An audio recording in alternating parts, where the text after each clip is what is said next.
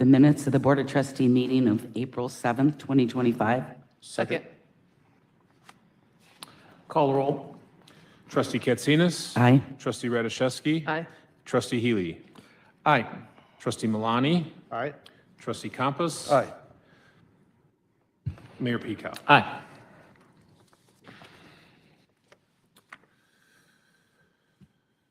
Next item, Monarch Butterfly Day Proclamation. Proclamation Monarch Butterfly Day 2025. Whereas the monarch butterfly is an iconic North American species who from caterpillar to butterfly has captured the imagination of millions of Americans, and cities, towns, and counties have a critical role to play to help save the monarch butterfly.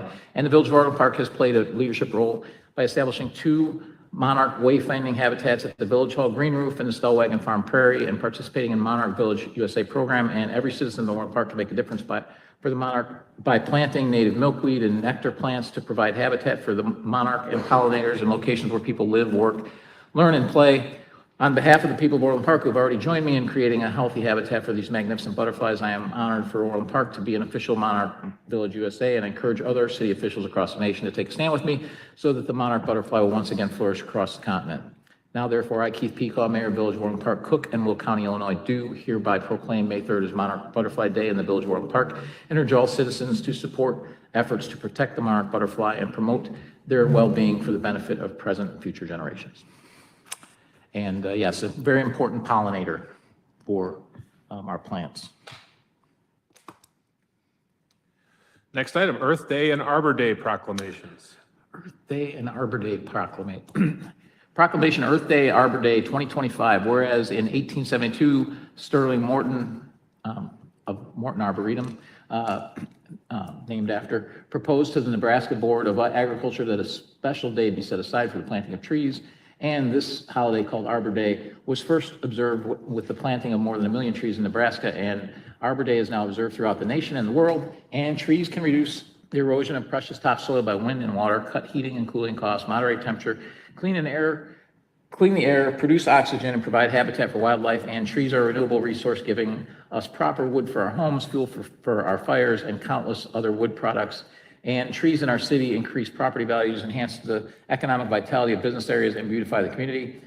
The Village of Orland Park has been recognized as a Tree City USA for 36 years by the National Arbor Day Foundation, and desires to continue its tree planting ways. Now, therefore, I, Keith Peacock, Mayor of the Village of Orland Park, Cook and Will Counties, Illinois, do hereby proclaim April 22nd, 2025 as Earth Day and April 25th, 2025 as Arbor Day in the Village of Orland Park, and urge all citizens to support efforts to protect our environment and promote the well-being of present and future generations. And as a former certified arborist, trees are pretty critical. I also suggest plant diverse trees. Don't plant them all the same, so we don't have to eliminate 60% of our parkway trees in one fell swoop, like we did when emerald ash borer came around, because most diseases and bugs are directed at one species. So please plant diversity in your yards.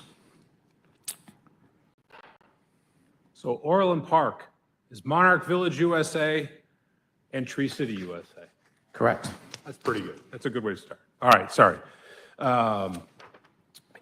Any non-scheduled citizens and visitors for agenda-specific public comment? I have several forms here. I think Julie is on an agenda-specific basis. Let me see. Yeah, please read the statement. Ladies and gentlemen, we now come to the public comment portion of our meeting. Each individual wishing to address the village board will be allocated a maximum of 3 minutes. Before speaking, each person must clearly state their name for the record, and we request that you also provide your address. All comments must be made from the podium and directed to the village board as a whole. Comments should not be directed to individual board members, village staff, or other members of the public. We expect all speakers to conduct themselves in a respectful and orderly manner. Abusive, foul, obscene, threatening, or otherwise inappropriate language or conduct, including personal attacks, will not be permitted. Disruptions, loud outbursts, or statements made from the audience are also not permitted. The mayor may terminate the public comment session of any person who fails to adhere to these rules. Anyone who disrupts the meeting and prevents the board from conducting its business may be subject to removal from the meeting room. Please note that the Board of Trustees will not engage in debate during public comment. While the board generally does not respond to public remarks, the mayor or a trustee may choose to do so if deemed appropriate. We appreciate your cooperation and look forward to hearing from those who wish to speak. Julie Donovan.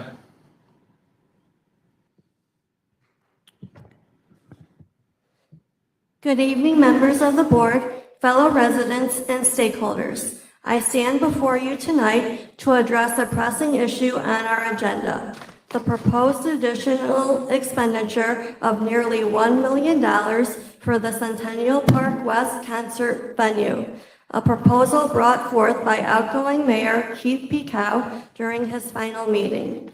While investing in our community's cultural and entertainment spaces is important, the context and timing of this expenditure raise significant concerns that cannot be overlooked. With a commitment to fiscal responsibility and transparent community engagement, we must ask ourselves, is this the right decision for our village at this moment? This proposal comes in the shadow of ongoing concerns surrounding previous financial decisions made under this administration. We cannot allow our village to be burdened with another questionable expense already. The lack of transparency around this expenditure is troubling. Why has this proposal not gone out to bid? Why are we rushing to this decision instead of allowing the new board to step in and evaluate the most prudent course of action for our community? We deserve a thoughtful discussion rather than a last-minute push for approval. The integrity of our village's financial future depends on our ability to evaluate each expenditure critically and to ensure that we are not making commitments without proper consideration of the consequences. I urge this board to hit the pause button on this proposed expenditure and allow the incoming board members to weigh in. Let's prioritize open dialogue and community input before diving into such a significant commitment. Our village's growth should reflect the voice of its residents, and together we can make informed decisions that benefit everyone. Thank you for your time and attention. Is there anyone else here to speak? Well, to be perfectly clear, this isn't a last-minute decision. This was budgeted. And if you'd have been here for the committee of the whole, you'd understand that because we had a discussion at the committee of the whole. And last I checked, everyone on this board is on this board until May 5th. So we'll continue to do what we budgeted and planned and put into motion. And all of this was already budgeted and discussed ad nauseum last year. So thank you very much for your comments. Next item, accounts payable April 7th, 2025 through April 21st, 2025.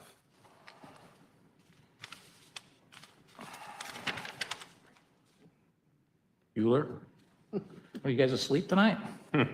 Mr. Mayor, Trustee Radiszewski? I move to approve the accounts payable April 7, 2025 through April 21st, 2025 in the amount of $5,911,850.71. Second. Call roll. Trustee Radiszewski. Aye. Trustee Campos. Aye. Trustee Healy. I abstain. I have a conflict with the vendor on the list. Trustee Katsinas. Aye. Trustee Malani. Aye. Mayor Pekow. Aye.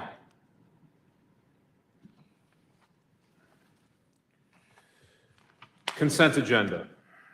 Consent agenda. Item A, payroll for April 11, 2025 approval. Item B, baseball field lighting at John Humphrey Complex, contract change order number 1. Item C, 2025 Centennial Park Aquatic Center CPAC caulking project. Item D, Franklin Levy Center bleachers replacement project. Item E, Recreation Administration window blind project. Item F, Police Department firing range training room furniture purchase. Item G, Mill Creek zoning map amendment. Item H, Downtown Orland Park plat of vacation ordinance.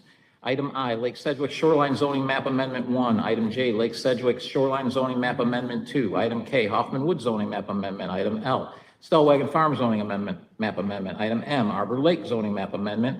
Item N, Centennial Park West Facility Improvement Project. Item O, Got Your Six Foundation Commemoration Event. Item P, approval of the Board of Trustees closed session minutes. Item Q, 94th Avenue and 159th Street intersection safety improvement phase 1 preliminary design Engineering Services Contract Award Recommendation. Item R, 145th Place Sidewalk Installation at 82nd Avenue, East Ditch Improvements Construction Contract Award Recommendation.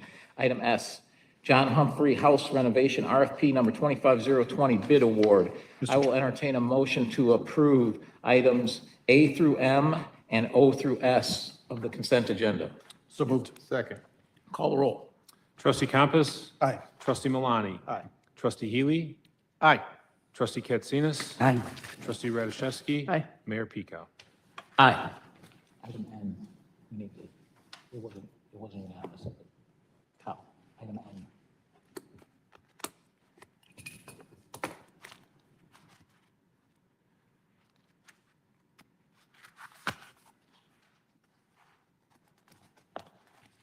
Okay.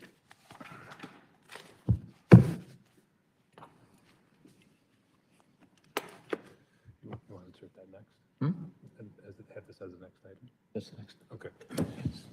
Yeah. that's the one. Next item, Centennial Park West Facility Improvement Project. Mr. Chairman, Trustee Compass. I move to approve the waiver of the competitive bid process in favor of participation in joint purchasing cooperative Omnia Partners pursuant to contract number 02-139 and authorize the approval and execution of a vendor contract with Davcom Electric Incorporated for the Centennial Park West Facility Improvement Project based on Davcom Electric Incorporated's proposal number 2125-1610 dated April 7th, 2025 for $922,800 plus $50,000 contingency for a total not to exceed contract price of $972,800. Second. Any comments? Call the roll. Trustee Campus. Aye. Trustee Malani. Aye. Trustee Healy. No. Trustee Katsinas. Aye. Trustee Radiszewski. Aye. Mayor Pico. Aye. Motion passes.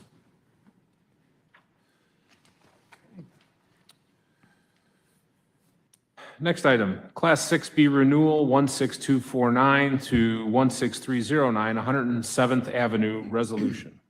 Mr. Mayor, Trustee Katsinas. I move to adopt a resolution entitled, "A Resolution Supporting and Consenting to Renewal of a Cook County Class 6B Real Estate Tax Assessment Classification for the property located at 16249 through 16309 South 107th Avenue, number 6, in the Village of Orland Park." Second. Any comments? Call the roll. Trustee Katsinas. Aye. Trustee Campus. Aye. Trustee Healy. Aye. Trustee Malani. Aye. Trustee Radiszewski. Aye. Mayor Pico. Aye.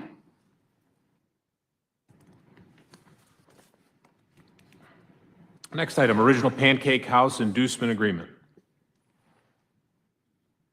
Mr. Chairman, Trustee Malani. move to approve a sales tax sharing inducement agreement with Original Pancake House as outlined above, pending approval of all village planning, zoning, and building requirements, and authorize the village manager to execute the inducement agreement, subject to village attorney review. Second. Any comments? Mr. Mayor? Trustee Katsinas. This is a wonderful program. We kept a local business in town. Anyone that's familiar, it's one of the best breakfast places. Actually, we have several, but this is really good. Original Pancake House, they're taking over the old Houlihan's spot that's been vacant for a long time. So it's a wonderful thing that they're moving within Orland in a bigger space. Any other comments? So normally we don't approve this for moving from one location to the next. This is a special situation in the fact that where they currently are at, they are basically being kicked out of by the new owners of the center in favor of a national chain, which is probably a multi-property agreement to make that happen. And so we were able, I worked very hard with the owners to find a location to keep them here in Orland Park. And Houlihan's has been vacant for quite some time. So this is a great to be able to keep a local, actually not only a local small business, but an Orland Park family that owns that small business. So it's great to keep them here. Call the roll. Trustee Malani. Aye. Trustee Campus. Aye. Trustee Healy. Aye. Trustee Katsinas. Aye. Trustee Radiszewski. Aye. Mayor Pico. Aye.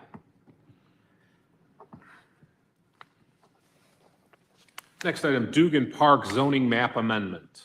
Mr. Mayor, Trustee Healy. regarding case number 2025-0337, also known as Dugan Park rezoning, I move to approve the Plan Commission recommended action for the case, and I move to adopt an ordinance entitled Ordinance Rezoning Certain Real Estate from R3 Residential to OS Open Space Dugan Park -14700 to 14760 Park Lane. Second. We have a bunch of Dugan Park stuff here, so we're just going to give me all of the presentations, or give us all the presentations this first time around. So I guess, Ray, are you going to start with this? Okay. Good evening, Mayor and Board. Thank you for the opportunity to present the redevelopment of Dugan Park.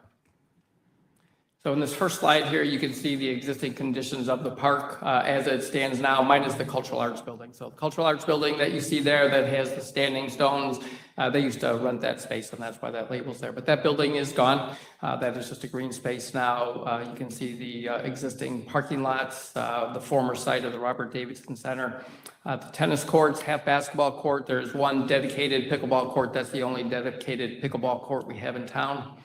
There's a playground there. Over on the left, you can see the soccer field and the baseball field. So those are the current conditions at the park. A couple years ago, we moved to begin process of developing the park, and you can see this was the original concept that was developed by the contractor we hired. We did public engagement sessions and had a lot of support for the development of this park, and this is the end result of that development. We also work with our Recreation Advisory Board, who also provided input, and this was the end result of that. The board might remember we presented this previously in 2023, and this was just as a concept at the time. You'll notice in this slide here, this is a little farther of the development, and I'm going to jump back just real quick. So it's not too much different. The layout is just a tad different, but it's essentially the same thing. So the plan really has not changed. There's a redevelopment of the north parking lot, 10 total dedicated pickleball courts. The 2 tennis courts remain. The soccer field is improved and made larger. There is a baseball field, a little bit smaller of a baseball field, the playground, half basketball court, and a pavilion that serves those 2 areas. And then the south parking lot is cleaned up and developed a little bit further. This plan also shows bocce ball courts and a sledding hill, as well as a detention basin. And I'm going to show you the final plan that removes just a couple things there. So in this final plan, we actually removed the bocce ball courts. We have found over the last couple of years, we've begun to remove bocce ball courts because they're not played, and then they just become an eyesore, and no one uses that space. We've converted some of them back to green space, and we have found that from resident input, they prefer the green space. We also removed the sledding hill because of the detention basin that you can see in this slide. As a part of those new parking lots and the soccer field, we need that detention basin to hold water there, so that's been added to the site. This project is approved for an OSLAD grant of $600,000, so I have to gain state approval to remove the bocce ball courts and the sledding hill. I have spoken with the state, and so I'm optimistic about that. In this slide here, you can see a little close-up there of the pickleball courts. These pickleball courts are all fenced, so there'll be 8-foot fence around the whole site and 4-foot fences in between to provide quality play. There's a support structure there, which is a restroom building, 2 restrooms and a shaded area, and then the tennis courts. And all this will be lit, so these will be lighted courts. In this slide here, you can get a better view of the soccer field and the baseball field. It's a little bit smaller baseball field. It'll have 60-foot base paths. Here you can see the parking lots. So the parking lots will have a total of 137 spaces. The north lot will have 91 regular stalls and 4 ADA stalls. The south lot will have 42 stalls, total 40 are regular stalls and 2 ADA. That is 5 above the required minimum by code. In this slide here, you can see the playground. This playground also went through public engagement, and the Rec Advisory Board chose this playground out of the options presented to them. So this is a really nice and large playground that has both a younger area for kids and an older area for children, so 2 different age areas. And then that's the typical pavilion that we provide in all our parks. So Public Works is championing both of these two elements of the park. And then you can see in the overall site plan where those will be located. We recently did a geotechnical report and got the results back, and surprised, and I know the board knows this, we have bad soils there. So that's a common thing in Orland Park. Because of that, we may have to do some remediation. These are optional things that we can choose to do, and that would be to install under drains under the pickleball courts, to increase the stone depth in the new sections of the parking lot only, and then add a deeper footing to the restroom shelter. These are the projected costs. So based on the current plan that I showed you, the cost is a little over $3 million with an $253,000 contingency. That's an 8% contingency for a total of $3.4 million. It does not include the geotechnical work that we project, which is again alternate work. We are budgeted for $2.5 million in capital, and then you can see the other expenses we're budgeted for in natural resources, and as well as recreation and parks for a total of $3.3 million. We also have planned for next year $340,000, which gives us $3.6 million budgeted and planned for this project, and that includes or doesn't include the $600,000 reimbursement from the OSLAD grant. We also have budgeted this year oversight for construction that takes place, so that's over and above the project funds that are available. Is there any other presentation on this? That was it. Okay. No, I'm sorry. Just the entitlements, if you guys want to go through that. What was that? Just the Plan Commission entitlements. That's the only presentation I have. Sure. All right.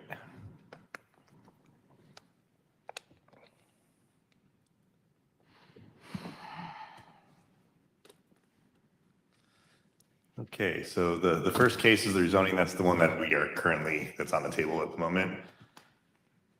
And where am I pointing this? Down. Yay.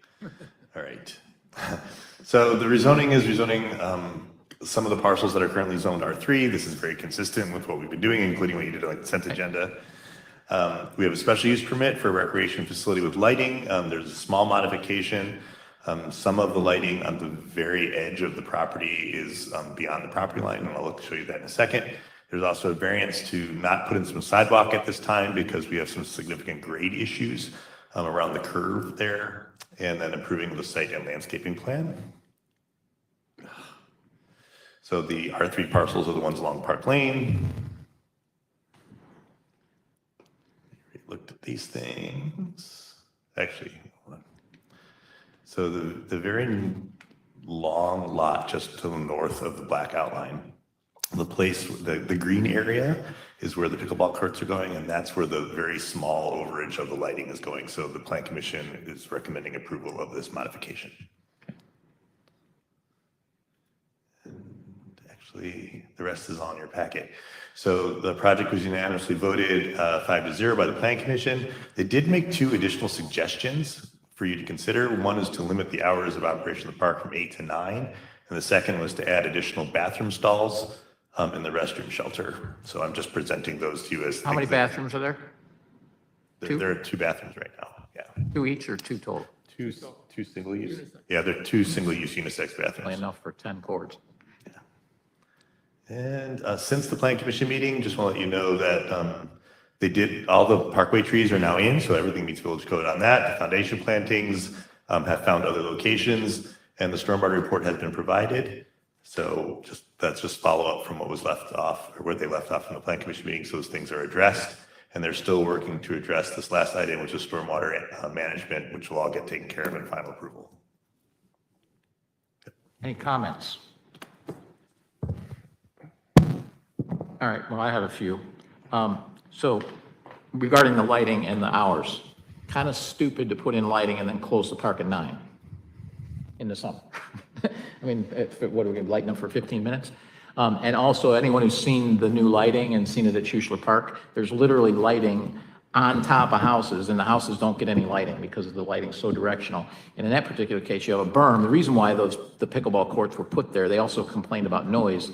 The reason they were put there is there's a berm behind it, which blocks noise, also lighting, and there's also trees there as well, so it also blocks the lighting. And then the courts are also as far away from the houses on Park Lane as they can be. For some history, there used to be lights there. When I played football there were lights. Okay, so those lights go back to the 70s, there were lights there. And in the 70s and 80s, that was the administration building, which is where all of our recreation activities were, all of them, and the library. So there was also a complaint about traffic. Even though we had half as many people, we had way more people going there all the time because you had the only library, it was our library. And that was back when there was no internet too, so people actually used it regularly. And we had the administration building, which was our rec facility, and we had one of 2 full-size baseball diamonds and the only place where football was. So the traffic is not going to be anywhere near what that was. So not concerned about any of those issues. I am kind of shocked that, we're spending $3.5 million. We didn't hear anything about it, about how we're wasting money. I mean, I'm shocked. And just to point out, I'm going to point something out here about our parks. Dugan Park, $3.5 million, CPW, Schuessler Park, firing range, John Humphrey. All combined, $5 million less than what we lost on the Triangle. And we're actually getting something out of it. So I think the board's been pretty fiscally responsible and also providing stuff that concert venue, pickleball courts, turf fields for our football program, firing range and training center for our police so they can train and get top-notch training, including state-of-the-art simulators, and has the future expansion of 360 simulators and being able to use visual reality. It's actually planned for that, and a new EOC that meets today's standards as opposed to something that was built in 1983. So, and John Humphrey Complex as well, which was also done and has new lighting. So, again, I think we've done a pretty good job with that. I'll entertain a motion, call the roll. Trustee Healy. Aye. Trustee Campos. Aye. Trustee Katsinas. Aye. Trustee Malani. Aye. Trustee Radiszewski. Aye. Mayor Pico. Aye. Dugan Park redevelopment special use, 147th to 14760 Park Lane. Mr. Chairman, Trustee Campos. regarding case number 2025-0011, also known as Dugan Park redevelopment project, I move to approve the Plan Commission recommended action for this case, and I move to adopt an ordinance entitled Ordinance Granting a Special Use for Recreational Facility Lighting and a Variance for Sidewalk Installation, Dugan Park, 14700 to 14760 Park Lane. Second. Call the roll. Trustee Campos. Aye. Trustee Malani. Aye. Trustee Healy. Aye. Trustee Katsinas. Aye. Trustee Radiszewski. Aye. Mayor Pico. Aye.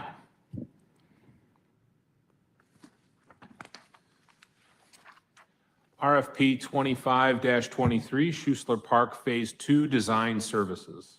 Mr. Chairman, Trustee Malani. move to approve and authorize the execution of a professional services agreement between the Village of Orland Park and Fer Graham as the qualified responsive proposal for RFP number 25-023 Schuessler Park Phase 2 Design and Engineering Services in the amount of $52,600 plus a contingency of 10%, $5,260 for unforeseen circumstances for a total not to exceed $57,860 and to authorize the village manager to execute all related contracts subject to village attorney review. Second. Any comments? Mr. Chairman, Trustee Malani. as another thing that we might, get some flack for, we're going to put the park in that we promised we're going to give them as well.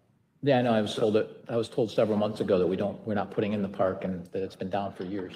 So Also, we need to, I'll entertain a motion to amend the motion to authorize the village manager to approve change orders not to exceed the contingency amount.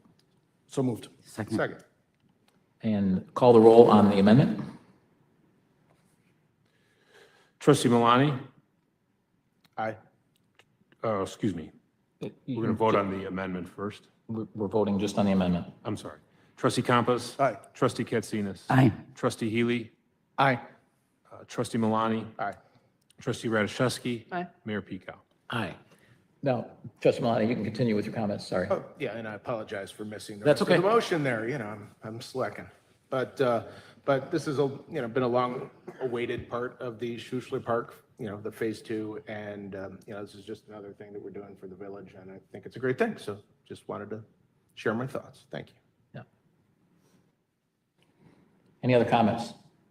So what's the budget amount on the Schuster Park Phase 2? I think the total is 2.5 million. 2.5 million. That one also has a $600,000 outside grant. So net 1.9 million, and yeah, I'm not hearing any complaints about that one either. Okay. Call roll. Trustee Malani. Aye. Trustee Radiszewski. Aye. Trustee Healy. Aye. Trustee Katsinas. Aye. Trustee Compass. Aye. Mayor Pico. Aye.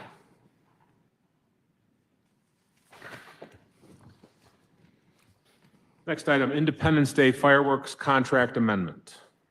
Mr. Mayor, Trustee Radiszewski. I move to approve and authorize the execution of Addendum A and change orders number 1, number 2, number 3, and number 4 to the professional services agreement dated February 28th, 2024 with Pyrotechnico Fireworks, Inc. to add the sum of $5,000 per contract year to increase the overall fireworks shell count for the village's 4th of July fireworks display at a new cost of $35,000 for each year of 2025 and 2026, and a total cost of $37,000 for each year of 2027 and 2028, for a new total not to exceed $144,000, and to authorize the village manager to execute all related contracts and change orders, subject to village attorney review. Second. Any comments? And just to point out too that we've made some adjustments because we learned from Centennial Park West, and now it's all bigger shells, so everything's higher, so people will be able to see it. There's no lower stuff now. It was a learning experience from last year. And, again, the board is continuing to do their job and approve things. Call the roll. Trustee Radiszewski. Aye. Trustee Healy. Aye. Trustee Katsinas. Aye. Trustee Malani. Aye. Trustee Compass. Aye. Mayor Pico. Aye.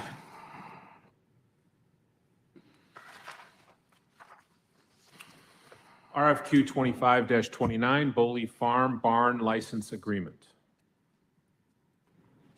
Mr. Chairman, Trustee Compass. I move to approve and authorize the execution of a license agreement between the Village of Orland Park and Dean's Greens as the qualified responsive proposal for RFQ number 25-029, Boley Farm License Agreement to operate a farm stand, including farming the 2 acres of surrounding tillable land with village approval of crops in the amount of $500 a month for 6 months of use per year, for a total of $3,000 per year, 2025, 2026, and 2027, with the option to renew for 2 one-year terms for years 2027 and 2028 at an amount of $3,000 per year at the village's discretion, and to authorize the village manager to execute all related contracts subject to village attorney review. Second. Any comments? So Boley Farm, Hank's farm stand has operated this for a long time. Hank retired. Good job, staff, going out, because at first we didn't get any bids back, and we went out again to try and find someone to operate the farm stand. And we found someone to operate it and enter into a long-term lease so that a farm stand will stay there, because I think the community likes having it there. So I think that it was a good job, staff, so I appreciate it. Thank you for continuing to work hard on the village's behalf. Call the roll. Trustee Campos. Aye. Trustee Radiszewski. Aye. Trustee Healy. Aye. Trustee Katsinas. Aye. Trustee Malani. Aye. Mayor Pico. Aye.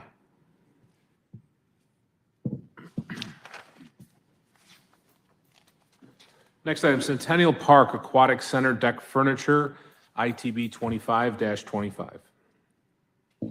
Mr. Mayor, Trustee Katsinas. I move to authorize the approval and execution of a vendor contract for goods to be entered into with the lowest cost, qualified and responsive bidder, Cachet Furniture of Orland Park, for ITB number 25/025, Centennial Park Aquatic Center Deck Furniture, for a total not to exceed contract price of $25,434. And I authorize the village manager to execute all related contracts subject to village attorney review. Second. Any comments? So this is something we do on an annual basis and replace some of our equipment. This is just a recurring, we don't do it all at once, we do it in phases. Call roll. Trustee Katsinas. Aye. Trustee Radiszewski. Aye. Trustee Healy. Aye. Trustee Malani. Aye. Trustee Compass. Aye. Mayor Pico. Aye.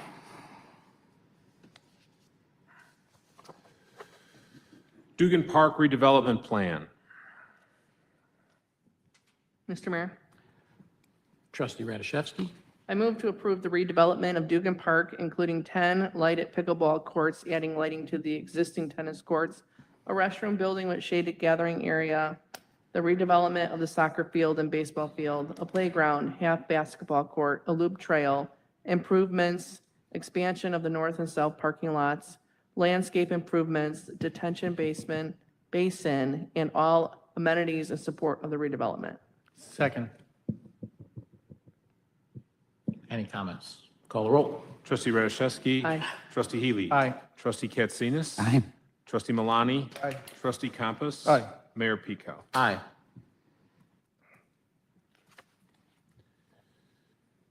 FY 2025 budget amendment number 1. Mr. Mayor, Trustee Healy. I move to approve amendment number 1 to the 2025 budget, which increases capital improvement fund revenues by $430,000, increases capital improvement fund expenditures by $500,000, and increases general fund expenditures by $182,150. Second. Chris, you want to give us a brief summary? I mean, there's not much to it. Correct. This is brought on behalf of the engineering department where they have, I'm sorry, there's a couple things going on. Yeah, with the engineering department, they have a couple projects that were planned for 2026. They were able to acquire funds from Cook County reimbursement up to $430,000 or so. And that will cover most of those ditch work projects. Right. And then in addition, we have the CPW improvements. Okay? Any comments?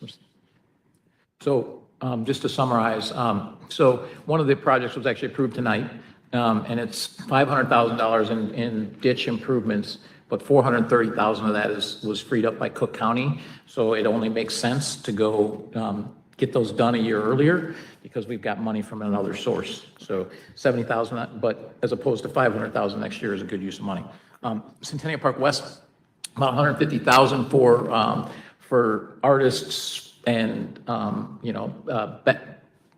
some of the production costs and that kind of stuff across all 3 concerts, number 1. Number 2, it is only the expenditures. It is not the offset in revenue. So it also does not take into account that more than likely because we've upped the headliners, the secondary acts are not going to be as expensive. So that's going to be less.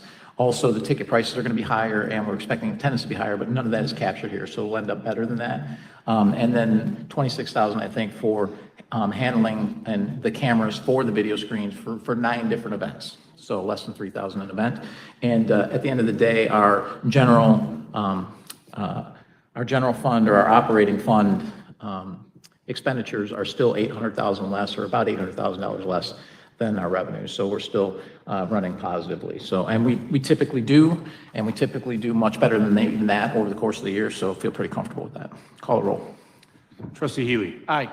Trustee Malani. Aye. Trustee Katsinas. Aye. Trustee Campus. Aye. Trustee Radiszewski. Aye. Mayor Pico. Aye. Next item, amend Title 7, Chapter 4, number of Class A liquor licenses. Mr. Chairman, Trustee Campus. I move to adopt an ordinance entitled, an ordinance amending Title 7, Chapter 4 of the Orland Park Municipal Code regarding the available number of liquor licenses issued by the Village of Orland Park, Cook, and Will Counties, Illinois. Second.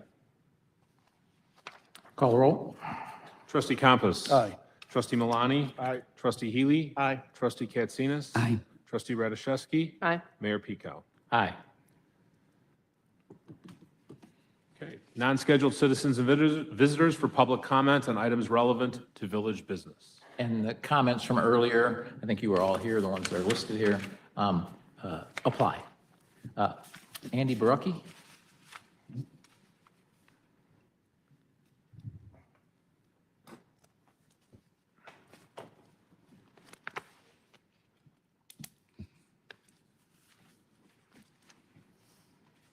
Hi, my name is Andy Barucki. My husband and I have been in Orland Park for at least 49 years, and we raised our children here. We want to thank you, Mr. Mayor, and the board for the following. for all the roads that were in poor condition, but but repaired as needed under your administration, especially Wheeler Drive, which should have been done prior to your administration. And we lived on that street, so I know for a fact it was flooded several times. But now new sewers and water lines were finally installed within the past year or two. Thanks also for the streets that needed pothole repairs. Just one phone call got the job done. Didn't have to wait for days. Thank you also to you and your administration for all the parks that were renovated and maintaining them to look so good.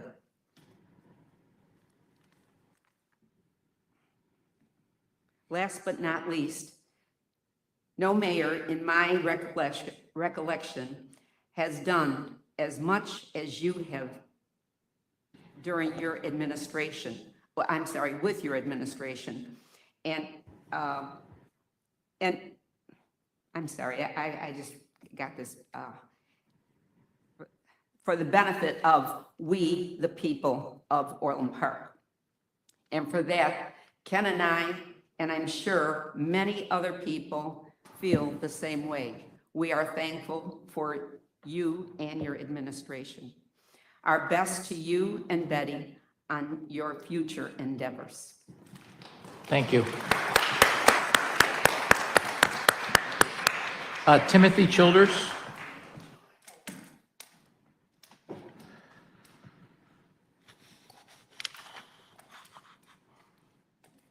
Good evening. Thank you for letting me speak, Mayor, trustees. I was going to prepare a speech, but I decided I'm going to go off the top of my head because there's many things that I know. There's many things that I know and there's many things that I don't. But I showed up here in Orland Park in 2019. That same year, I was recognized for my military service from the mayor, which I thank every day for what he does for the military. Don't know if the ID 10T5s, if you need to know what that is, go ahead, write it down. You'll understand what I mean by that. That are coming in next, they may not do any of the military stuff like you have, Mayor. So what I'm gonna get at is there's many things that this next ID 10T that's coming in, he's promised so many different things, and I understand that one of them is 40% tax decrease in properties, which I'm pretty sure is not able to happen without probably Cook County, maybe the state. But I do know one thing, you did drop something for us. We didn't have to pay for the stickers anymore, which was actually really nice because that was a little bit of extra money. I also do know, you know, the whole ceasefire thing. I get it, ceasefire. Ooh. Anyway, with the ceasefire, you can't really call a ceasefire on a country that's basically in war with its own country. The Gaza Strip is part of Israel. It's not Palestine. Sorry to let everybody know that, but that's just the way it works. Go ahead and look it up. There is no Palestine. It's a Gaza Strip. Sorry, that's just the way it is. You can't call a ceasefire on country versus country. Other than that, I really do want to salute you, Mayor, trustees, Trustee Malani, Trustee Katsinas, and Trustee Healy. I wish you the best on this next round of the ID 10T5s coming in. But again, I do salute you, Mayor. Thank you.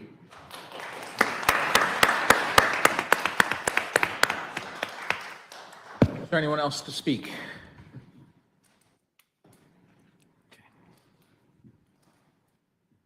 Board comments. So I'm going to speak first and last. I guess I get that right after 8 years. I apologize in advance for these very lengthy comments because they're going to be very lengthy, especially this first part. But after 8 years, I think I've earned the latitude. And I think we need some things on the record permanently. It's no secret I have no love for my successor. Since I first ran for mayor, he's made over 10 criminal accusations against me and more against trustees Healy, Katsinas, and Malani, and now they got to work with him again. At a minimum, he provided information that led to my wife being attacked, and then had the audacity to blame me for it. Consider these actions a warning. Watch his actions closely and watch the board just as closely. Let's also remember the mayor's powers are extremely limited. The mayor appoints commission members with the advice and consent of the board, can place items on the agenda, chairs the meetings, and has limited emergency powers until the next meeting. That's it. I hold no personal animosity toward the other incoming board members. I assume they were gaslit too. Just this past month, my successor declared he would repeal the grocery tax. Newsflash, it's a state tax. And the legislature already repealed it last year. It's effective January 2026. Then he said he'd put it on a referendum. That's not how it works. There's no time left to do that. The board was elected to make decisions, not peddle doublespeak. So they're going to have to make a decision. But the mayor is just one vote out of 7. It's the board's job to do the right thing and base decisions on facts. I've served with 3 of them for 6 years, and I know that the 3 of them will. To ensure the new trustees have the information they need, I will be leaving behind a document detailing all the current projects and future projects that we're doing, legal matters and plans for the village. Any resident can request it and get it sent to them via FOIA. You can also email me and I'd be happy to PDF it to you. That document's going to include things like lawsuit statuses, including a police officer who, in my opinion, cannot credibly testify because he lied under oath. Another suit from a former officer who admitted doing what a judge dismissed. And our lawsuit against Mike Henry for harassing residents with robocalls, texts, and emails. We've also connected him to Jerry Gorman. The incoming board members worked with all of them in this last election. It'll be interesting to see what they do. It also covers the next 4 to 5 years of capital projects, key staff, economic and housing developments, and historic preservation efforts. When I took office, I inherited a mess and had to learn everything as I went. Here's what was waiting for me. An imminent $20+ million purchase of Silver Lake Country Club to redevelop 300 acres. I stopped it. That was my first night. The village owned, my first night, the 9750 apartment complex. If the feds had ever found that out, we could have been forced to make that public housing, part of it. A $47 million loss on the Triangle, plus $3 million in utility relocation, and a $4.5 million for a still unbuilt Metro lot, which we're still on the hook for. A letter of intent, which is, frankly, worthless on its own, for a theater deal, and we offered them $8 million. I told them the first night, I said, if they're not taking $8 million and signing on the dotted line, they're never coming.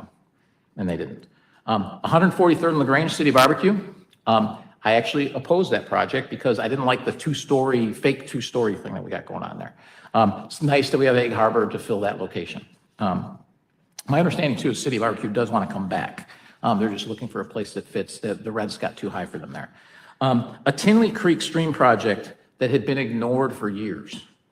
2 roundabouts and the Nature Center were in the queue. A financial disaster that was hidden from public view, which I've talked about many times, about how we were going to be through our reserves, and $110 million in debts. And on top of that, we neglected our roads, our parks, our vehicles, our buildings, and our ponds. And we had a broken, non-existent IT infrastructure, and patronage was running amok in the village. That's what I walked into. I'm proud to say that I'm leaving my successor with a dramatically better situation. While the full list is in the handoff document, here's a rundown of what's planned in 2025. Major park renovations this year with pickleball courts at Dugan Park and All Abilities Playground at Chusha Park, both of which we approved further tonight.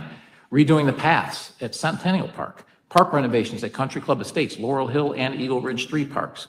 Catchy Park basketball court repairs. Neighborhood road improvement program that includes Catalina West, Brook Hill Phase 2, Oak Meadows, Sedgwick, Streamstown, Meadowview, Kingswood, and Green Valley Drive, Wedgwood Meadows, and San Luis Drive, hopefully. That one's still a question mark depending on how the prices come in. All of that would have been about 2032 or 2033 if we'd have stayed on the previous plan. It's the final year of the sidewalk replacement program. We're upgrading ball field lighting at the John Humphrey complex. We're repaving the John Humphrey parking lots. Catalina East water main and stormwater improvements that were mentioned earlier. We're finishing the regional water program this year, and next year it'll all be turned on. Pond improvements, as we do every year. Centennial Soccer Field 1 renovation made possible by the new Schuster Park because we can take fields offline now. Infield grading at all the Centennial ball fields. Fantastic. They probably needed it when I was coaching, and that was a long time ago. And I'm betting they needed it when you were coaching too. FLC gym floor and dance hallway repairs. John Humphrey House repairs we talked about tonight, and restoration, which allows us to make it an active museum. Improvements at Centennial Park West, you heard about a bunch of them. New video screens, Westgate improvements, lawn irrigation for the north lawn, stage barricades, and 20 by 20 tent anchors, which were budgeted last year. We just waited to do it once to make sure we're putting them in the right place. Centennial Park ball fields 6 through 9, new sideline fencing at all of them. Boley Farm and farm stand improvements there. The police firing range is going to open, and training center is going to open in June. John Humphrey Drive and 143rd reconstruction starting. Southwest Highway reconstruction from 135th past 131st. That is an IDOT project.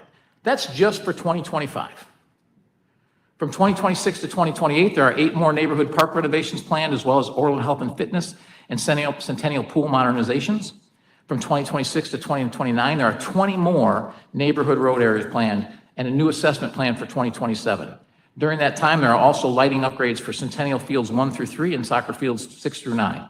Also from 26 and 27, there's parking lots at CPAC, Sportsplex, and Schuster Park are planned with bike path work beginning after that. Several large projects are also in process through our engineering department. 143rd Street widening. West Avenue to Southwest Highway is in its final design with construction beginning in 2026. $10.5 million in grant funding from outside sources has been secured for that. Thank you to engineering for working so hard to make that happen. Wolf Road to West Avenue section is in final design. The Wolf Road to Will Cook section is in final design, nearly complete. It's actually as close to shovel ready as you can get. We just need funding. 143rd Street and John Humphrey, the land bridge replacement we talked about that's starting this year, and the roadway improvements and intersection improvements. 153rd Street and Ravinia intersection in final design. Construction will start next year. In 167th multi-use path, Steeplechase Parkway to 104th Avenue, in final design. Constructions in 2027. 82nd Avenue ditch improvements. The project was awarded today. 82nd Avenue multi-use path, preliminary design nearly complete. So the 82nd Avenue ditch was actually rolled forward to this year. 94th Avenue, 159th Street intersection safety improvements, preliminary design was awarded today. The downtown Orland Park utility relocation is in final design and expected to start shortly.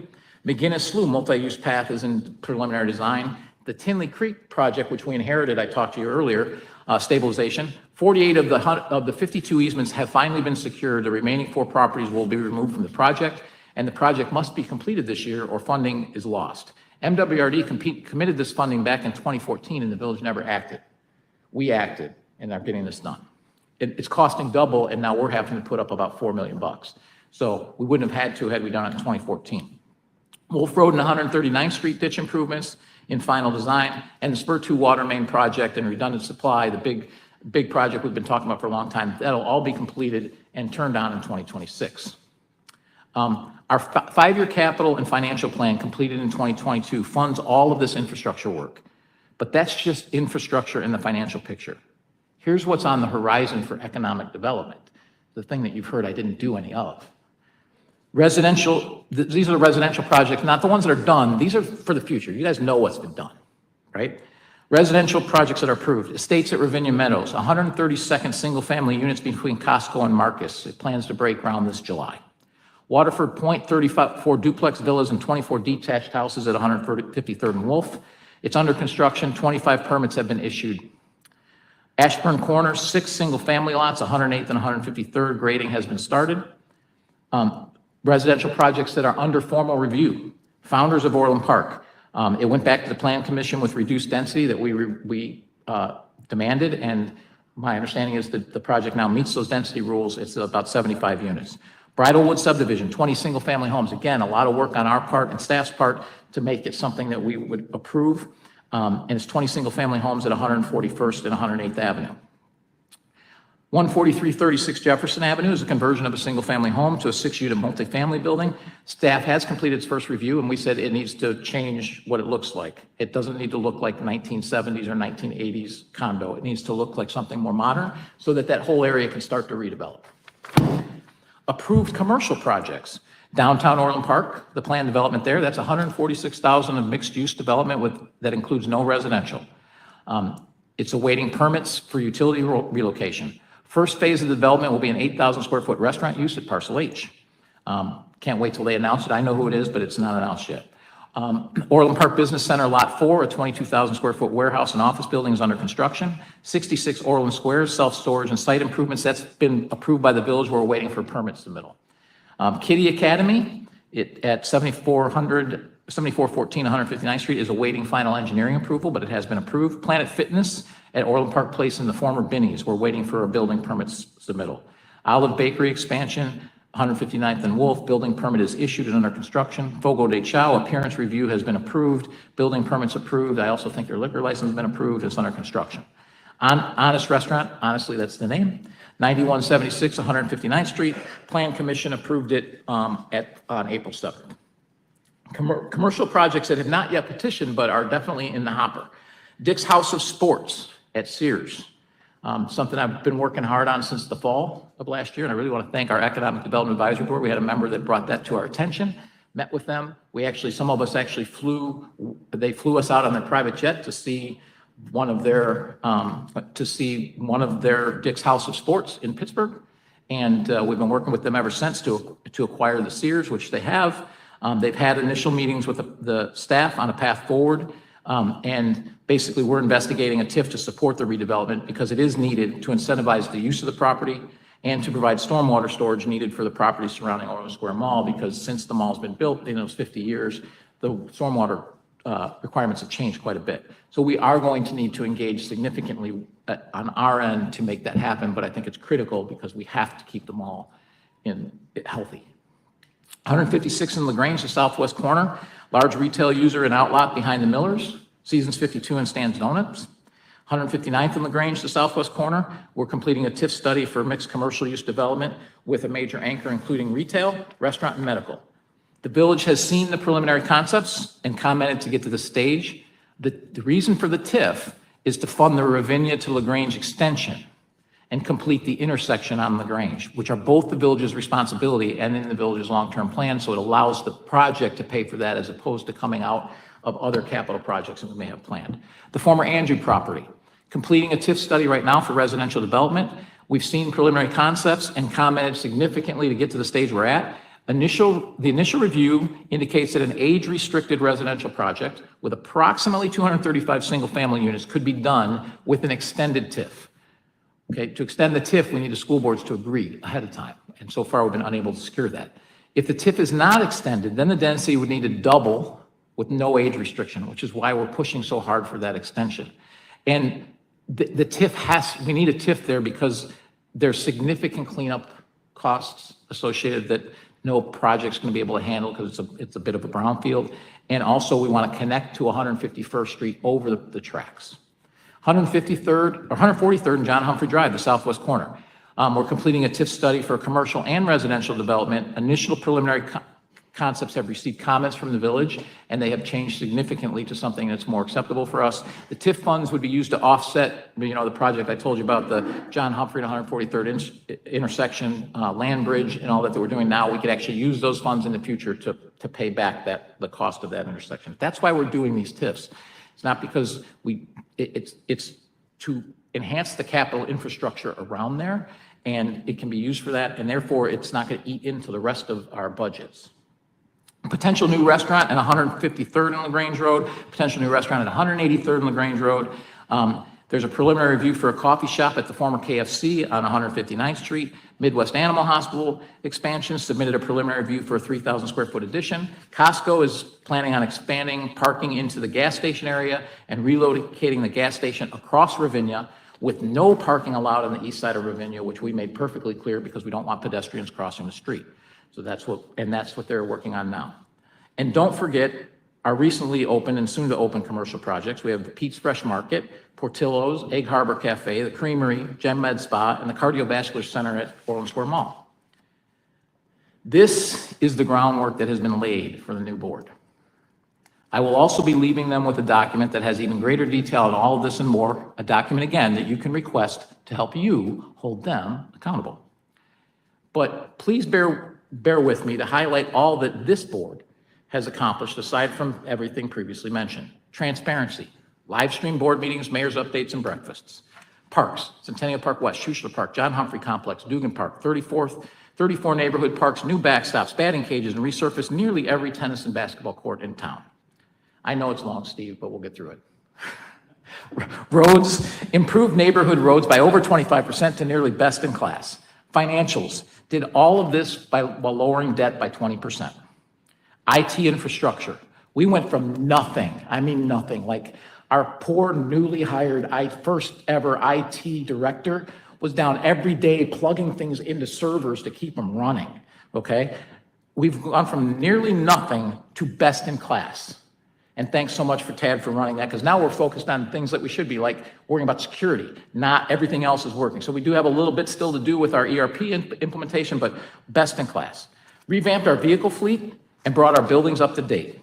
Thank you, Joel. We added 5,000 jobs while adding businesses like Silvercross, Von Mauer, Tesla, Wild Fork, BJ's Brewhouse, affiliated oncologist, Northwestern, Steinhoffels, Andy's, Rainbow Cone, Seasons 52, Lululemon, Stan's Donuts, Miller's, Hampton Inn, Graphic Image Corporation, and Toro Construction, and about 600 others. We also kept you safe with the 7 lowest years of index crimes in the last 31 years, introducing a number of new programs, including FUSIS, the Mobile Response Unit, and the Youth Supervision Program at the mall, and now we have the new police firing range and training center. So we've accomplished a lot, and we've set the new board on a path that frankly is hard to screw up. So hold them accountable.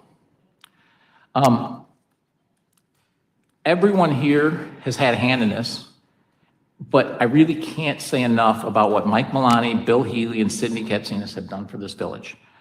The fireworks started at their very first meeting and didn't stop for 2 years, thanks to relentless attacks from Jim Dodge and his allies. Just weeks into their tenure, Dodge even accused them of committing a crime for daring to prioritize fixing our crumbling neighborhood roads. That's why he accused them of a crime. Meeting after meeting, they voted to do the right thing. No political games, no grandstanding, just results. Repaving roads, restoring parks, fixing the John Humphrey Complex, and more. They were attacked over everything, including repainting the water towers, which we did all 7 of those for about $8 or $9 million. Dodge and Fenton even took issue with putting our village logo on a white water tower. You can't make it up, really. They stood strong during COVID, when Dodge and his crew pushed to fine residents $1,000 for not wearing a mask. Without these trustees, businesses would have closed permanently, freedoms would have been stripped away, and kids would have missed out on ball games, and there would have been no concerts or 4th of July fireworks. They're also the trustees who eliminated pensions for elected officials. Another courageous move. They did the right thing, and they paid the price. Lawsuits, robocalls, and personal attacks, but they never wavered. They stood tall and never backed down. I thank each of them for their friendship, their integrity, and for serving with honor. They worked for you. They showed you how to lead, and now they're the last line of defense between you and the people who attacked their families for doing what was right. So I'll start with Mike Milani. Mike, thank you for your tireless service, including your volunteer work with ESDA. Through the worst kinds of personal attacks, including robocalls targeting your kids, you stayed the course and kept doing the right thing. Your kids should be proud. They've seen what true integrity looks like. You got the floor. Now I got to follow that up, right? Yep, you got to follow that up. Well, I guess I can kind of talk a little bit about everybody here. You know, I mean, when I got into this with Bill and Cindy and, you know, Keith, we were already here. For some reason, I was the only one that volunteered for this nonsense. But to be honest, I couldn't have worked with a greater bunch of people up here. We were in it for the right things, which is the best interest of Orland Park, and I thank you all for that. I think we've done a lot for the community. you've heard what we just did, so I don't have to summarize it. So, and I'm sure you're going to hear more when we're done. But, none of it could have been possible if we understood, what we were here for. We didn't have political agendas. We didn't have people in our pockets. We were literally here doing what was best for you people out here in Orland Park. And, Bill, you brought your financial wisdom to the table. Okay, sometimes. Joni, and I think you were also on the Technology Commission. By the way, anybody, if there's any Technology Commission openings, you're going to end up here. It's only a matter of time because Trustee Kappas and Joni, we've all been on the Technology Commission at one point in time.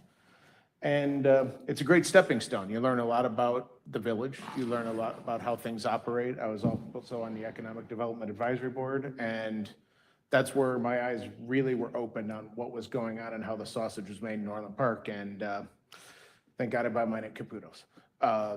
But we turned it around into what we have here today. And I can't be prouder of what we've done. Thank you, Sean, for what you've done the last 4 years, your insight. Also starting on the Technology Commission and working your way, you bring a good business sense and a consulting mindset, and you learned how to ask the right questions and get things done. So thank you for that.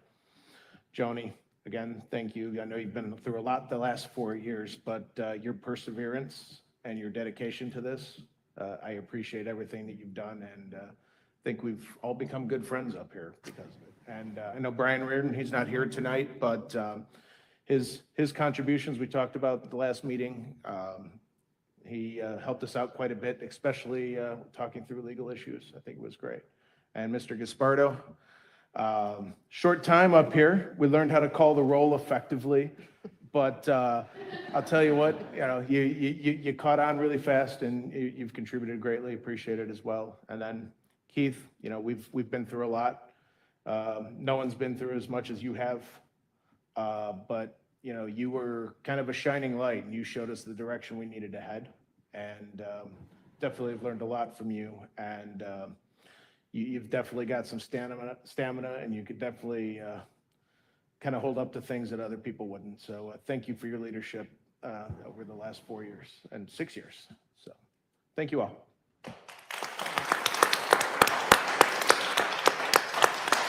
Thank you, Mike. And now for Bill Healy.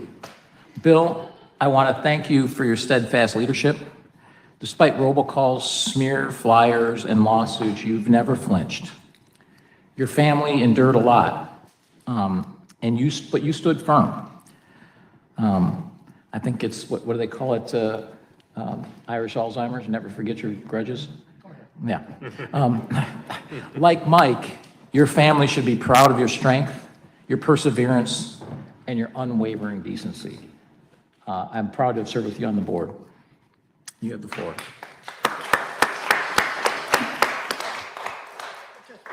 Mr. Mayor, turn it on. Got to learn how to do that.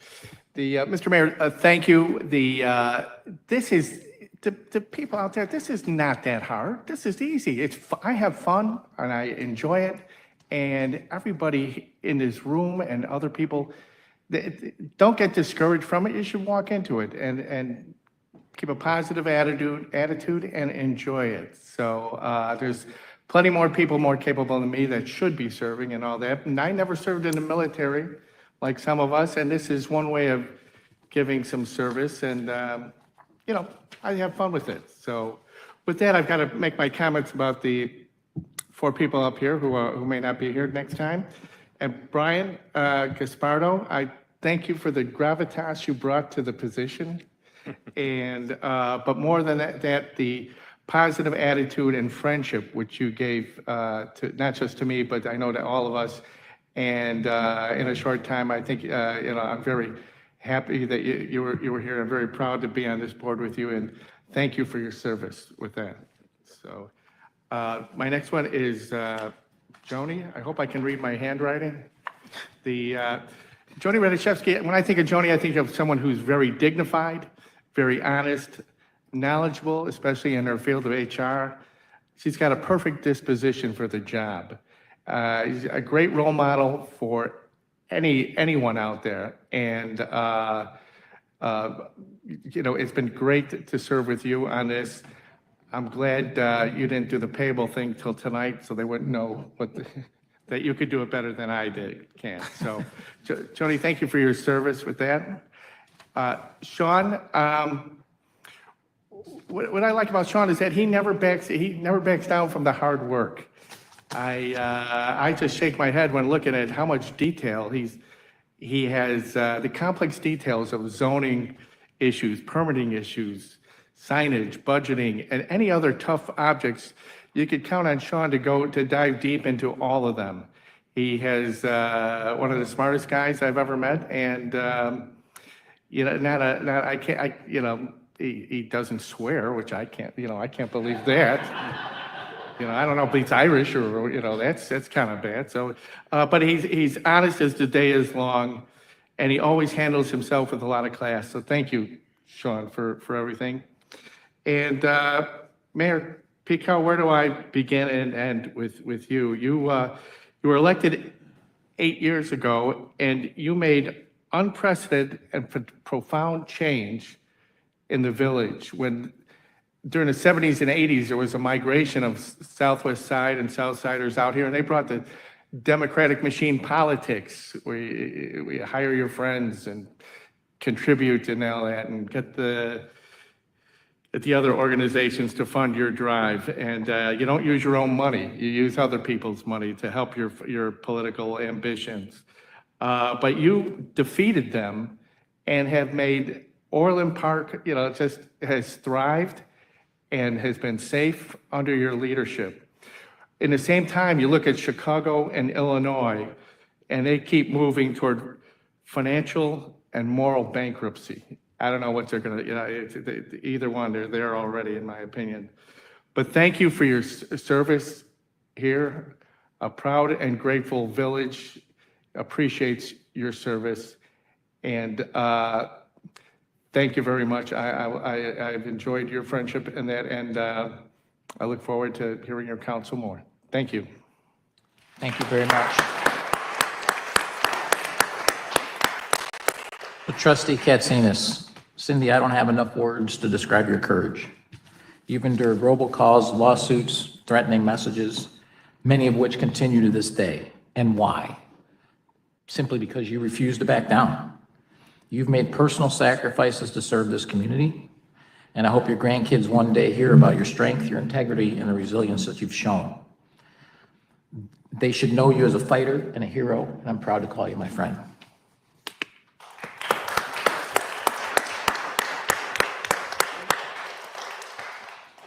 Thank you. I just wanted to say a few things about my partners here that won't be here next time. Brian, I only known you for a short time, but you are just a very interesting person, and you always have word of wisdoms, whether it's in life or accounting principles. You always have a tremendous way with words. You are truly a gentleman in the true sense of the word. Thank you. Joni, Joni, I'm gonna miss you. Your compassion and commitment is incredible and has truly inspired me. How could you ever have a bad day when you see what Joni's been through? Even through her pain, her unimaginable pain, she shows up with a smile on her face and goodness in your heart. You're an exceptional woman, and I'm proud to call you my friend. And thank you to Paul.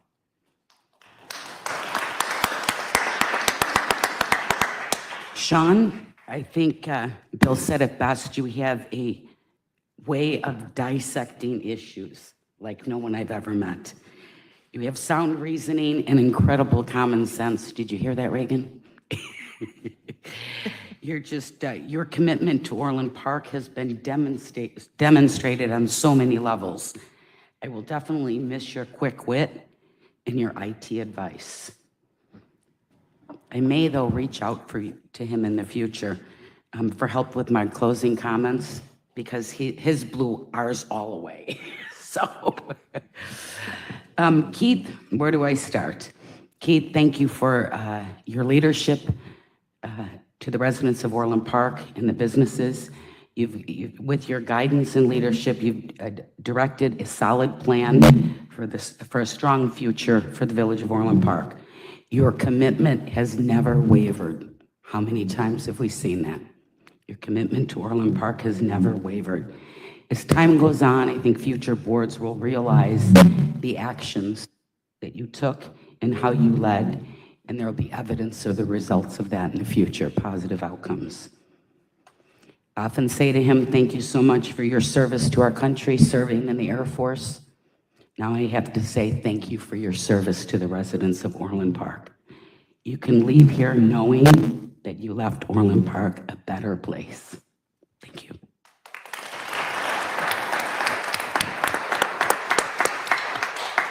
Thank you, Cindy. And I'm going to let Clerk Esparto speak tonight, since it's his last meeting. So, Brian, I've known you longer than I've been mayor. You've consistently served the Orland Park community, and even after seeing what others on this board endured, you still stepped up. Hope you step up again. That takes courage. You didn't have to join, but you did. You showed your kids how to step up and do what is right, and they should be as proud of you as I've been to serve these last 7 months with you. The floor is yours. Thank you, Keith. I appreciate it. I will just say a couple things. One is that I knew from the moment this whole journey for Keith started, I knew that I wanted to and that he deserved my unwavering support. His integrity as a military veteran, but also as a business owner and someone who I worked with. And believe me, when you're doing someone's tax returns, you really find out what their integrity is. And I knew the integrity that he had. And I think the nicest thing I can say is that in the 8 years that he's been mayor, he has never disappointed that faith that I had in him. And I've been thinking a lot about, I was very lucky when I was younger. I grew up in South Holland. I went to Thornwood High School. There's a lot of the teachers who are still in this area. And in what has happened over the last several months, I've thought about things that I learned in high school. And I had a great English teacher named Mr. Ganzauer, who I hope hears this because he lives somewhere in this area.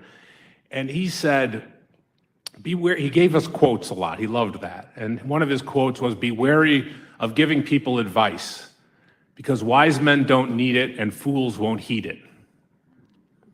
So I'm not going to waste my breath today on that because this is the only time I get to talk. Instead, I'm going to talk about what I learned playing baseball. I grew up with a group of guys that we started playing baseball together when we were 8, 9, 10 years old, and we played all the way through high school. And we had a great coach, Coach O'Connor, in high school, who guided us all the way through those 4 years. And those guys today still are my best friends. And it was quite an experience to go through that. And that's one of the reasons why I did what I did with the OIA, hoping that some other boys could have the experience that I did. And I will just tell you, in the short time that I've been here, I've been so proud to be a part of this team. Every single one of these people is an accomplished person who is sitting up here because they wanted to give back to their community. And every single one of them comes prepared to every single meeting. And they come at it with an open mind, which we don't have as much maybe today as what we did when I was growing up. And we talk about the issues and we talk about the trade-offs, and they just have done a wonderful job, and I have so much respect for them. I've also been very impressed with the village staff, every single one of them who goes above and beyond and works very, very hard. I can't thank you guys enough as a resident, and it doesn't matter that I'm on the board. I got to see up close everything that you do. So I appreciate all of you and the opportunity to be on the board with you, and I wish we had more time to do more, but every single one of you should be incredibly proud of what you've accomplished in the journey that you've had. Thank you. Thank you. Trustee Radiszewski. Joni, it's been a privilege getting to know you. Your toughness, your resilience, and your ability to keep your sense of humor through tragic personal loss and physical challenges is simply remarkable. You never missed a beat. You showed up, did the work, and you made a difference. You should be extremely proud of your service, and you are an inspiration to all of us. Thank you.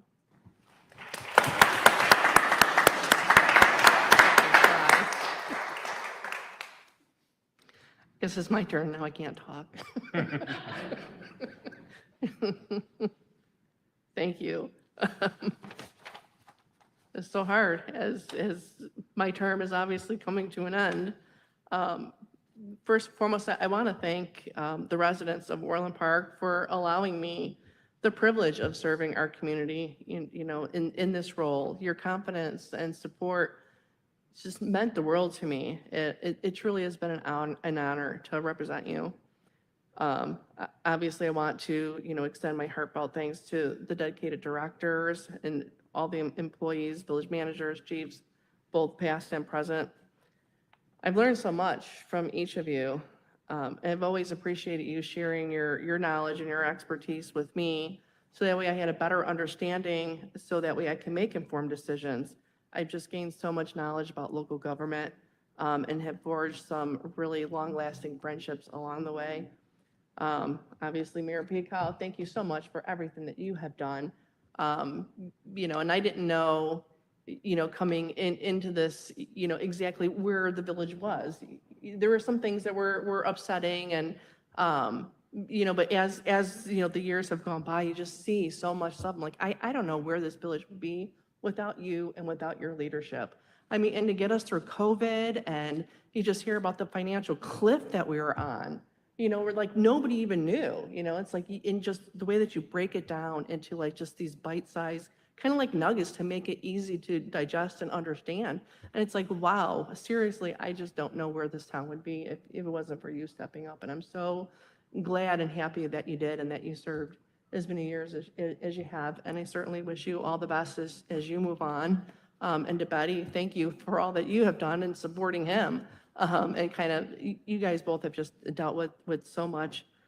It's just unbelievable. And you thank me, but honestly, I mean, we should all be thanking you.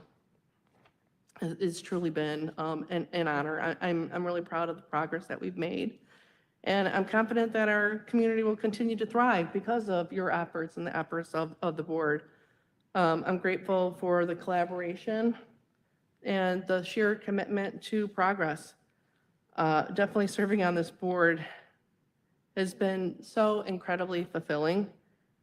And I'll definitely always look back at this, with true gratitude. It's just been such a wonderful experience, and I could say something about each and every one of you. There's just so much to say. I mean, from Sean, you are, just to echo what other people have said, the smartest guy that's in the room. I mean, you truly, you just always have such clear insight in the things that you say, and you're just so eloquently spoken, and so many times it's like, yeah, what he said. Most of the time. And Mike, yeah, that's your life, right? Thank you. Obviously, Mike, Cindy, Brian, the other Brian, Bill, there's just so many wonderful things to say about all of you. I think everybody just brought something to the table. We were all in it for the right reasons, just wanting to do what was best for the village of Orland Park. Nobody came in here with any personal agenda. We all just wanted to do what was best. These are our neighbors. This is the town that we all live in. The people that we care about, our schools, our roads, our neighbors, our family, our friends. And so we all did it for the right reasons. And, I just want to, wish the new administration the best of luck. And Mike, Cindy, and Bill, thank you. I mean, you're going to be staying on, and I know that you'll continue to do the right thing and make the hard decisions and the best decisions for all of us. So thank you for your continued service. And I guess that's it. It's an honor to serve with all of you. Thank you. Trustee Compass. Sean, it's been an honor to serve with you. And Bill's right, you don't swear. What's more important is you don't hold my potty mouth against me. I still remember when you first came forward wanting to get involved. Be careful what you wish for. But I will say no one outworks you. Your dedication to residents and businesses, your volunteerism with ESDA, your detailed review of every issue, and even your help with hundreds of roof permits, it's all been exceptional. At every meeting, you made a point to thank staff by name. That speaks volumes about you. Reagan and Taryn should be very proud.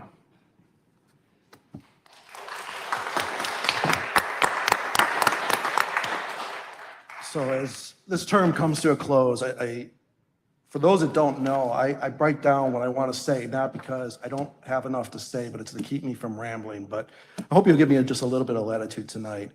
I want to take a moment to express my deepest gratitude and for this opportunity to serve the residents of Orland Park as village trustee. It's been an honor that I have never taken lightly. I didn't jump into this role quickly, as many up here will attest to. It took well over a year to convince me to run for this position. Not because I didn't believe I couldn't do the job well, but because I knew what it would take. I knew I would dedicate every ounce of energy to this role, because that's how I approach anything I could give my commitment to. Certainly didn't seek attention, and certainly not the negative attacks on my character by people that have never met me before.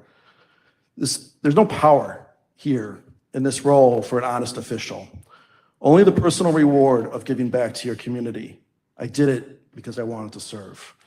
I leave proud of my record here, and I have no regrets. And as I believe each director here would attest, I continuously sought to recognize staff for their successes and contributions, to put a name to the great work performed by so many here who serve our community in my closing comments. When there was work to be done, it wasn't just about a vote up here. I rolled up my sleeves and jumped in myself. I volunteered my time with the emergency services team, sacrificing evening storm watching or blocking traffic so our patrol officers could refocus on other priorities. When a stage needed sweeping or chairs needed stacking, I jumped in.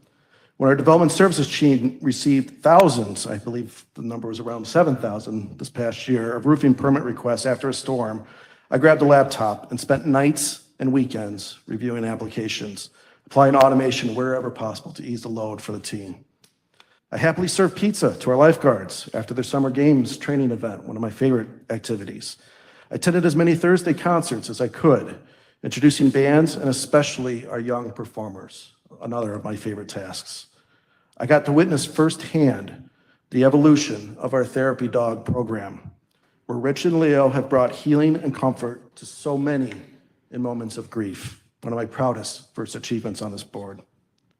I had the honor of giving a keynote address at our Hometown Heroes banner event and of introducing the dedications of the improvements at both Schuster Park and Centennial Park West.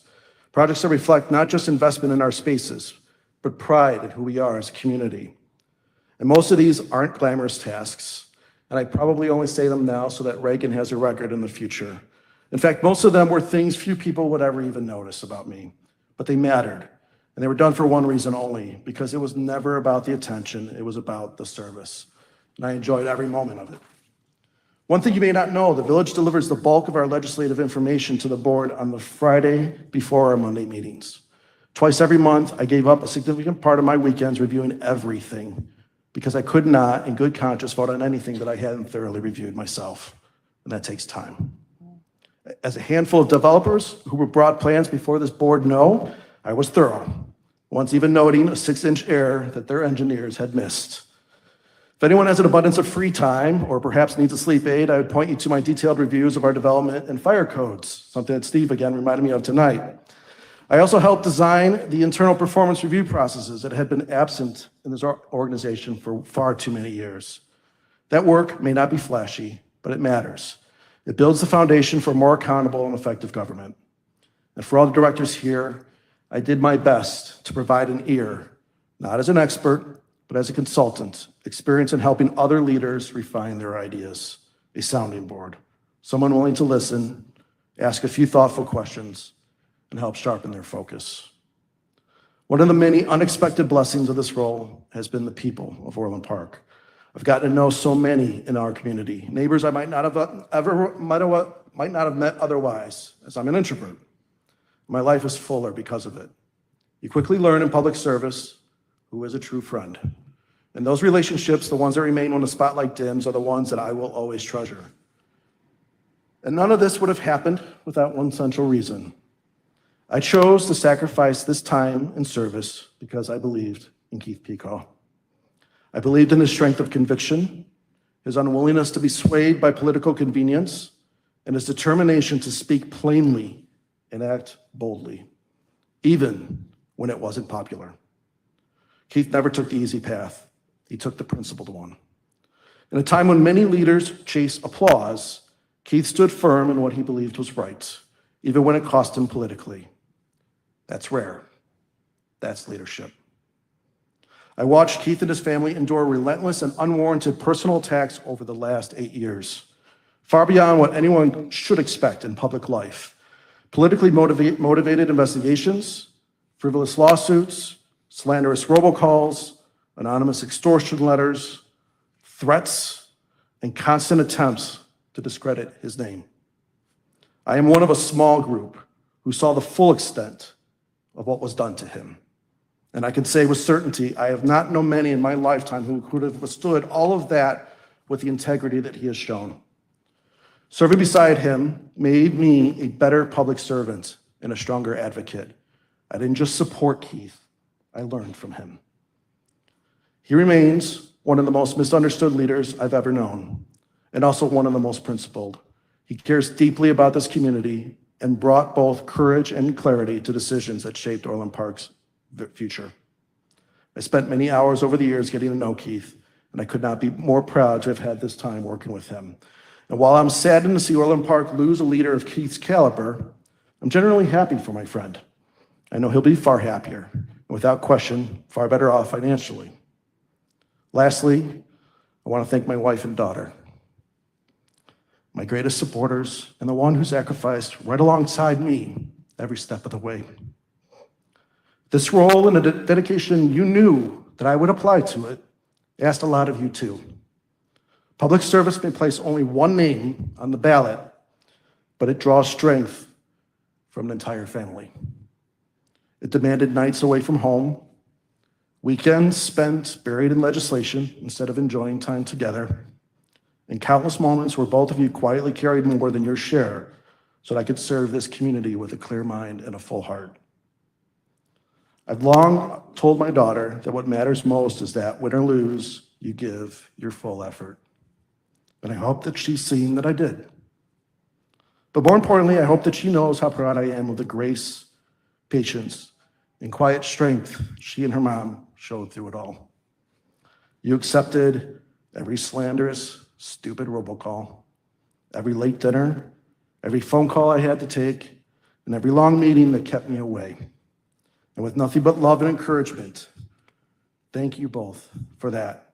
Thank you for the steady support, for understanding what this work meant to me, and for keeping me grounded in what truly matters. I look forward to what comes next, time spent with both of you, unhurried and uninvited. You gave me so much of yourselves so that I can give to others. Now it's my turn to give that time back to you. To Joni, thank you for your time. So many up here have talked about me being the brains up here, but if that were the case, you were certainly our heart. And it was always you that brought me focus and centered in what matters most. So I thank you for your time. Brian, as both my neighbor and as clerk, thank you for stepping up into this, right? It's a tough job to take on in short notice. You've stepped up to it with aplomb. I'm glad that I've had this opportunity to get to know you better. I hope we have more meetings and of a more informal nature and perhaps beverages in our future. And though my time on this board is ending, my commitment to this community remains. May God grant wisdom to those who will lead next, protections for those who serve, and peace for all who call this village home. Thank you, Orland Park. It's been an honor.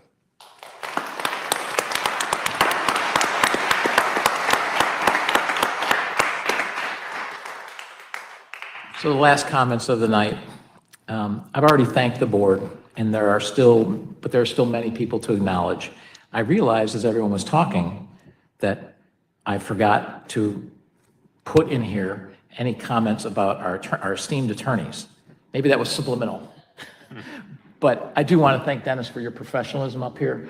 It was much needed, and it was very challenging for you those first 2 years that you were here, which were years 3 and 4 for me. So thank you very much. To the staff, thank you for your unwavering dedication to the people of Orland Park. I especially want to recognize those who were here since I was first elected, because all of you treated me professionally since the day I got here. Chief Eric Rossi, former Deputy Chief Brian West, HR Director Regina Early, and Rec Director Ray Piatoni, who I've known for, now 25 years, I think. Thank you for your professionalism and integrity from the very beginning.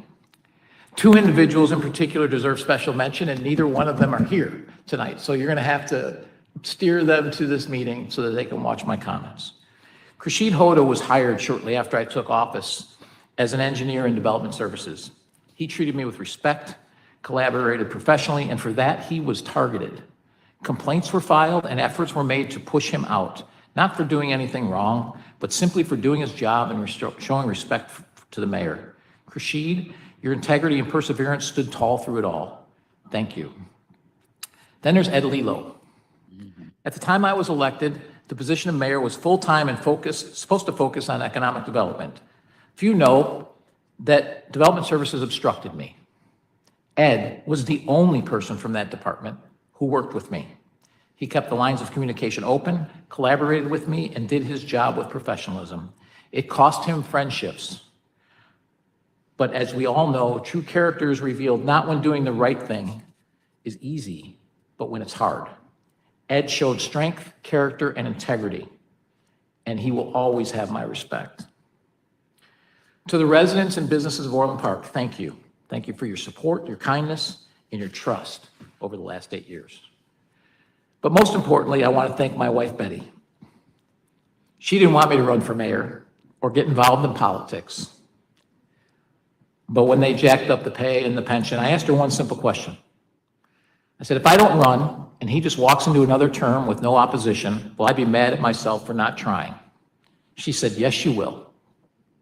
And I said, then I have to run. And she replied, yep. What she has endured over and over, and especially during the last election, is inexcusable. That a majority of voters rewarded those tactics is something we both find deeply disheartening. Betty is better than any of them. Orland Park has been fortunate to have her as part of this community. Conrad Junior High and her students have been fortunate to have her as a teacher, and I'm incredibly fortunate to have her as my wife. She never ran for office. She's not an elected official, but that didn't protect her. Just like my family, she should have been off limits. So let me be absolutely clear. A husband and father never forgets who stood beside him or who came after them. I will not forget. People sometimes ask if I always wanted to be mayor. The answer is simply no, never. Ask Cindy. She told me over a decade ago, I think it was 2012, that I should run for mayor. I told her, no expletive way. So I didn't swear. When she asked why, I said, I'll get elected once, but I'll never get reelected. People say they want someone who does the right thing and tells the truth. What they really want is someone who lies to them, keeps them blissfully uninformed, and feeds them garbage. Frankly, I defied the odds and was reelected once. But in the end, my original assessment wasn't wrong. I came into office owing no one. I served owing no one. And I leave owing no one. I did what I believed was right. I told you the truth. I gave you the facts, and I stood behind my decisions. I kept my promises that I made from the very beginning. I lowered my own pay. I enacted term limits. I declined a pension. I eliminated pensions for elected officials. I brought transparency to village government. That transparency included live streaming board meetings like this, monthly mayor's meetings where I took every question until they stopped coming, weekly update videos, and an annual State of the Village forums where I answered every question asked until they stopped coming. Being the mayor of my hometown for the last 8 years has been an honor of a lifetime. It gave me the opportunity to face my greatest fear, being falsely accused. I was accused of wrongdoing over 100 times, at least 50 in the last 6 months alone. There's no doubt now that I can handle that. Everyone believes they'll do the right thing under pressure and not compromise their principles. But just like combat, you never know how you'll act until you face the test. Well, I was tested over and over again, and I know I passed. I was given the opportunity to use my education and experience and skills to demonstrate what honest, effective government can look like. I had the chance to make many new friends and meet several incredible people. That is a gift I can never repay. I had the opportunity to work with and learn from our remarkable staff every single day. I had the privilege of serving alongside 7 incredible board members. I am proud to call them friends, and Orland Park should be proud to have had them as representatives. Most of all, I think I was able to make a difference in the lives of so many people. And every day, a resident of Orland Park takes the time to tell me and remind me of that. What could be more gratifying than that? Thank you all for the opportunity.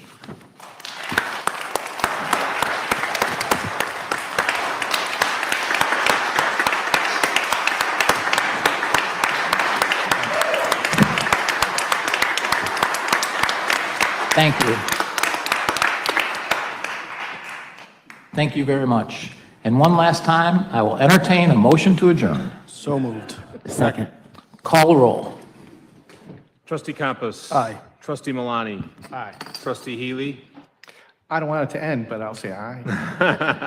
Trustee Katsinas. Aye. Trustee Radiszewski. Aye. Mayor Pico. Well, I want it to end because I want to go eat. Aye. Motion, meeting adjourned.